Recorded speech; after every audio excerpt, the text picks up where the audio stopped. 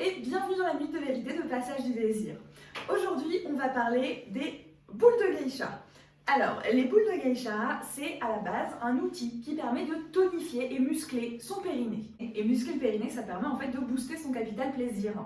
Effectivement, un périnée tonique, ça permet donc d'éviter les petites fuites urinaires et les descentes d'organes, super glamour, mais ça permet aussi d'amplifier les orgasmes, d'améliorer la lubrification naturelle et d'augmenter la sensibilité du vagin, du point G et du clitoris.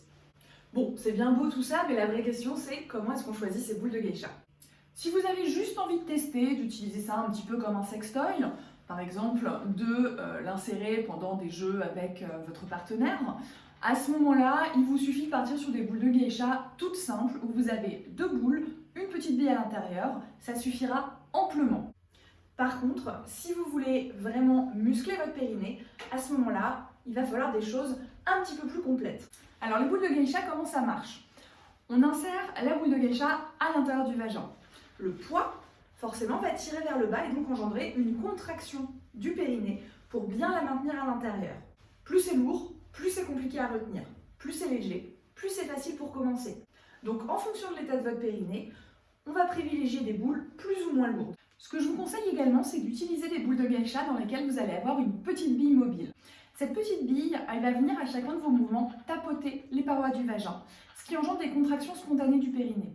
Donc quand vous avez des boules de geisha avec une petite bille mobile, ça veut dire que vous allez avoir la contraction permanente due au poids et les contractions spontanées qui vont être dues au mouvement de la bille. Résultat, on augmente le travail de musculation du périnée. Je vous conseille également de partir sur des coffrets avec plusieurs boules de geisha à l'intérieur. Pour une raison toute simple, quand vous commencez les haltères, vous n'essayez pas directement de soulever 200 kg.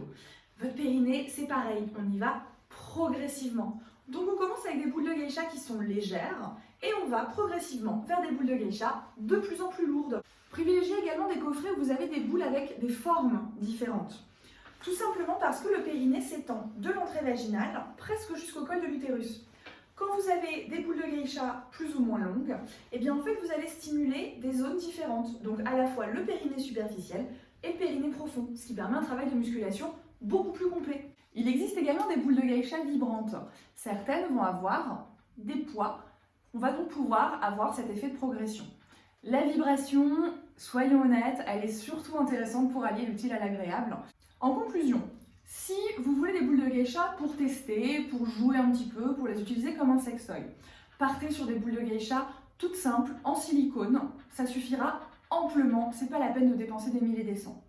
Si par contre vous voulez privilégier la musculation du périnée et tous les bénéfices que ça entraîne, à ce moment-là, partez sur des coffrets pour avoir une vraie progression. Pensez à des boules de geisha avec une petite bille mobile à l'intérieur pour augmenter le travail de musculation. Et également, n'oubliez pas des formes différentes pour muscler le périnée sur toute sa profondeur. Voilà, c'était la minute de vérité de Passage du désir. J'espère que ça vous a aidé à y voir un petit peu plus clair dans le monde merveilleux, mais parfois un petit peu compliqué, des sextoys.